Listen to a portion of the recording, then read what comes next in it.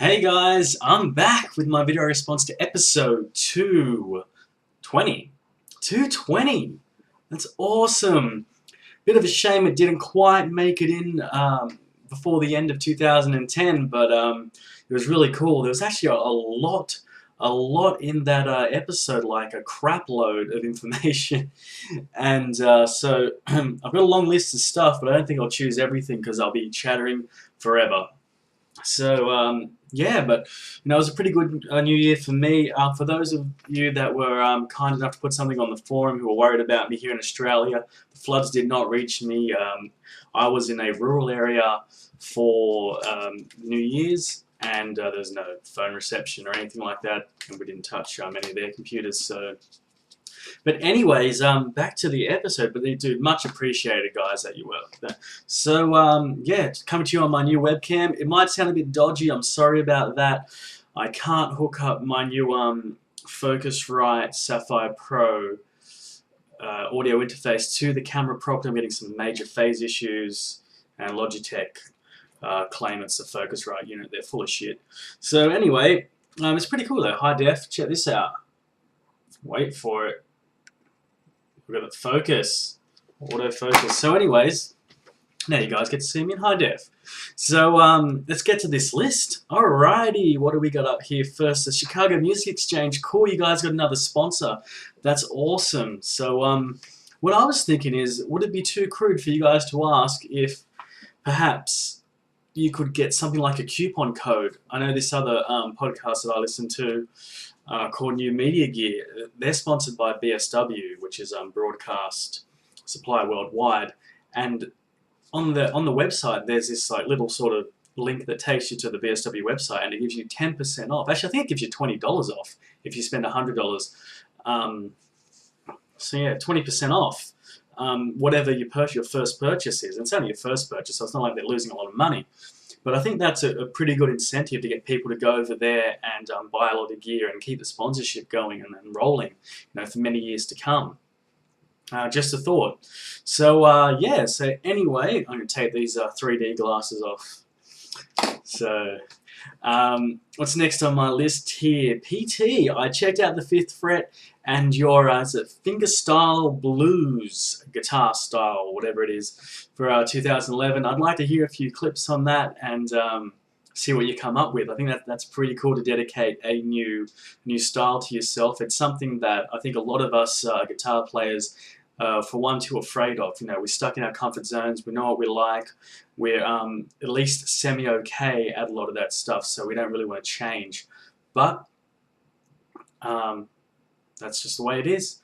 So, it's quite brave of you to do that. And reading your blog, you are a family man. You do podcasts, the blogs and things, work a full-time job. You don't have a lot of time. So to dedicate what little time you do have to that one style, I think that's pretty cool and unique. So it's cool. We got here New Year's resolutions, guys. Yeah, I mean, I think for myself, I just want to play guitar more. Last year, I was sort of devoting more of my time to vocals, and I didn't really play guitar much except for on the Fuzz album, really, and I play guitar a little bit here and there. So I'd like to do that, and I'd like to be able to save up for another guitar or something like that, and yeah, just play more, basically. I just want to be able to... One of the things I would like to do is actually write a proper metal song, is what I perceive as the type of metal I like.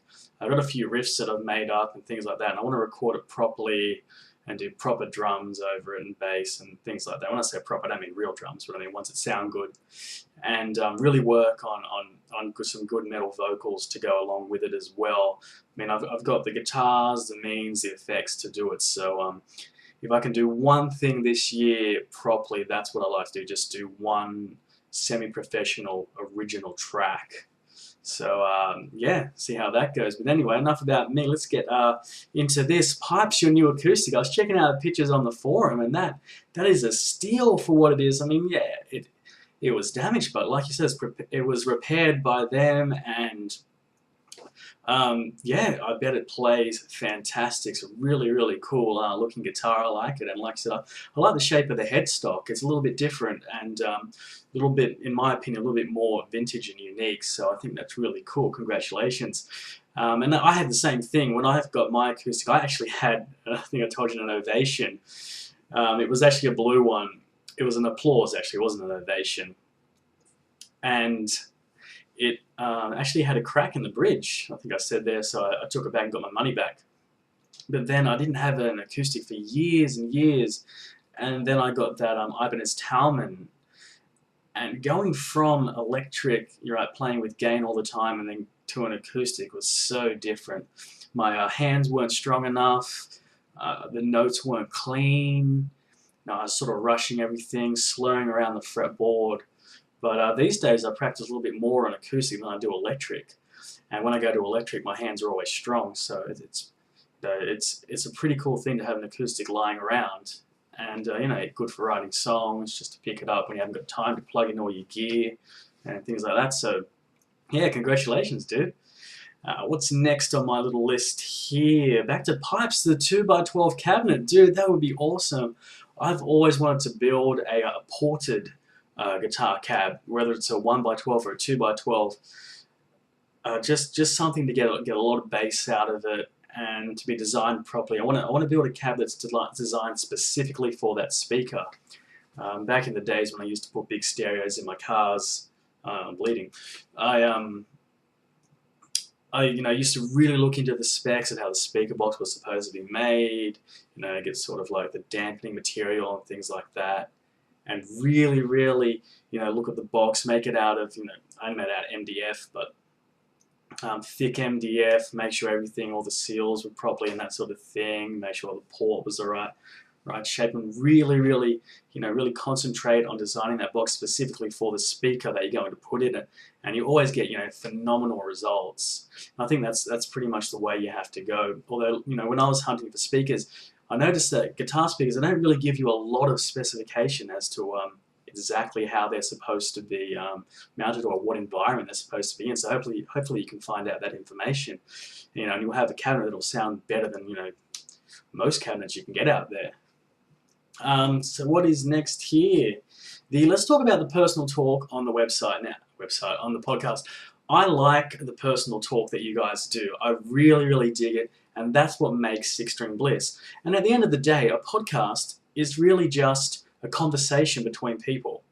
They're not necessarily talking to an audience. You're discussing a topic, which is why you have more than one host.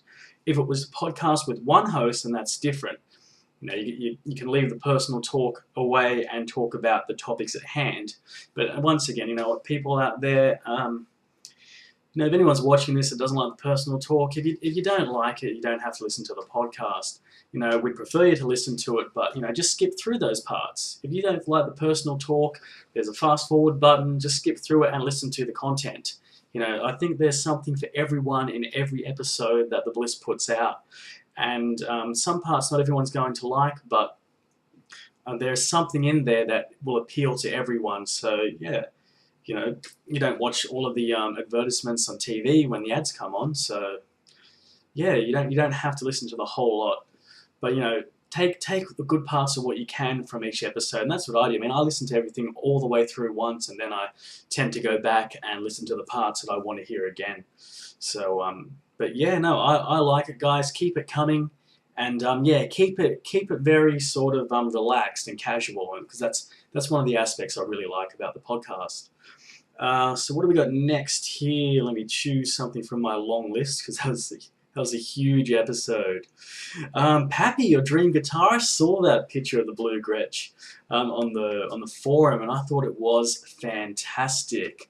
I'm not a big fan of that type of body shape of guitars or Gretsch guitars, to be honest. However, that one I did like. I really did. I like the way the blue, just the blue of it, and everything accented each other. It was really, really cool. Your friend in Photoshop is quite talented. So hopefully one day you can own that guitar. What have we got here? Top 5 albums of the year, guys. That was fantastic. I better keep this short. I'm going to have another listen and get some tips on what to listen to from there, because I think that was really, really great.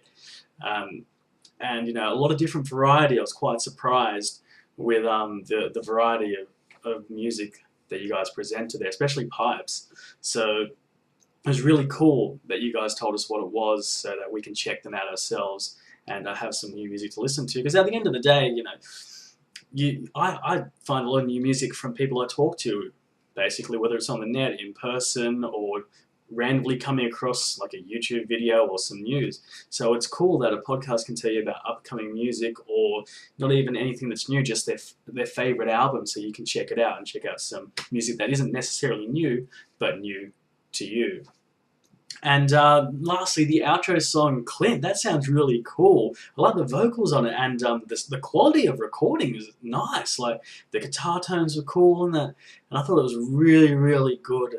So due to the unfortunate circumstances at the time, uh, it was a shame it didn't make it on the album, but you know, priorities, and you guys had way more important things to think about than that. So that was a really, really cool track. It would have been one of my favorite tracks on the album. So anyway, guys, that's it. I better stop talking, because if I go through any more topics, this thing will end up being 20 minutes. But yeah, thanks again for the fantastic podcast, and I can't wait to the next one. Actually, today's Thursday in Australia, so I might check out to see if the Guitar News Weekly podcast is up. Catch you next time, guys.